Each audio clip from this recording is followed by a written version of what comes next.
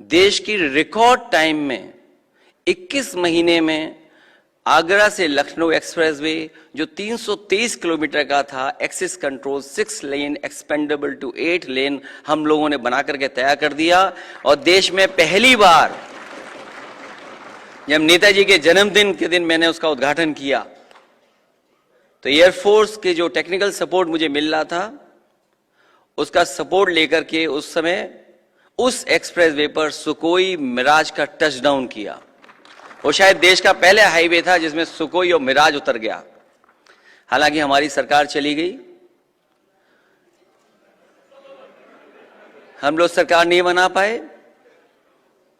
तो हमारे पत्रकार साथियों से जब मेरी बातचीत हुई तो मैंने उनसे यही कहा कि हम लोगों को समझाते रहे और दूसरे लोगों को बहलाते रहे, और उसका परिणाम यह हो कि हम लोग सत्ता में नहीं आ पाए। जो डिजाइन समाजवादियों की थी और उस डिजाइन को जब हम लोग आगे लेकर के गए, जिसको आजमगढ़ और गाजीपुर तक, आगे बलिया तक जोड़ने का जो हमारा काम था वो हम लोगों ने आगे बढ़ाया। दूसरी सरकार आई, खुशी की बात यह कि उस काम को रोका नहीं, उन्होंने बढ़ाया।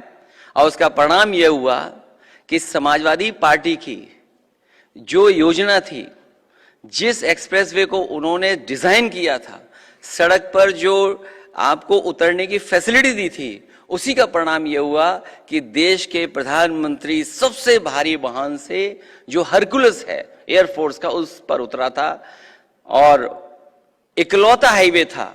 उस समय सरकार के लोगों ने कहा कि हम ऐसे हाईवे देश में बनाएंगे।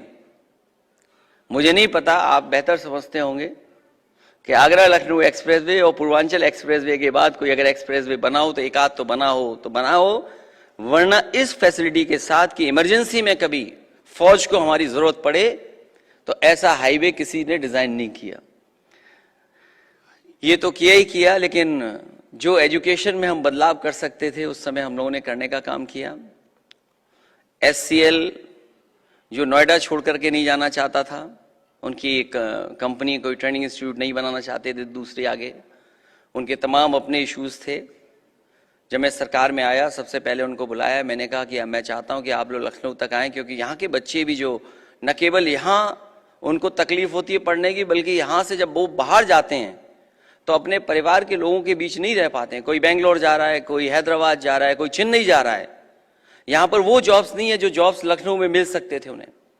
और मुझे खुशी इस बात की कि शिव नाडर जी ने उस चीज को टेकअप किया और नोएडा के बाद सबसे बड़ा ट्रेनिंग इंस्टीट्यूट अगर SCL ने कोई बनाया तो वो लखनऊ में बनाया। और उसका परिणाम यह है कि 6000 के लगभग बच्चे वहां पर जॉब कर रहे हैं, नौकरी कर रहे हैं वहां पर।